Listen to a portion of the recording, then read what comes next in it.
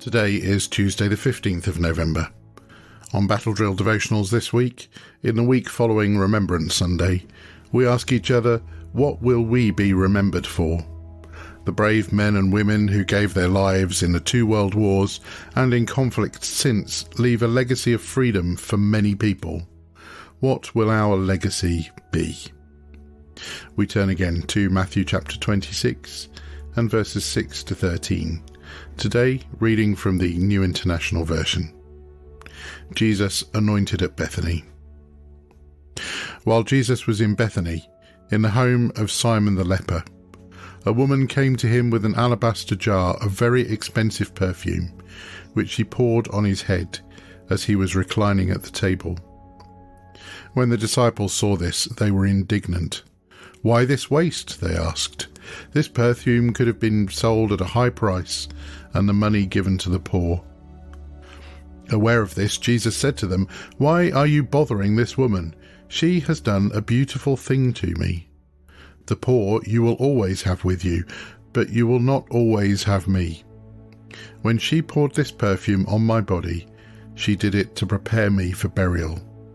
Truly, I tell you, wherever this gospel is preached throughout the world, what she has done will also be told, in memory of her." Amen. All of us remember people who are generous towards us. People who can't wait to bless us because God has blessed them. Whether it's their time, their money, or other resources they share with us, we remember their generosity. The woman who anointed Jesus' head with expensive perfume from her beautiful alabaster jar was certainly generous. The perfume is described in Mark's Gospel as pure nard, a fragrant ointment imported from the mountains of India. It was very expensive.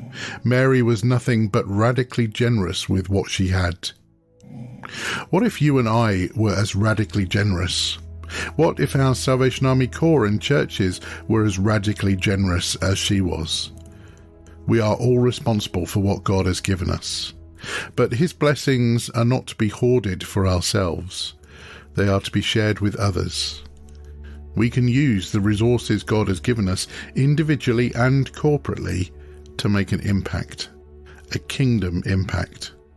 We can make an impact in our families, amongst our friends, in our neighbourhood, in our community, in our school or workplace, and in the world at large.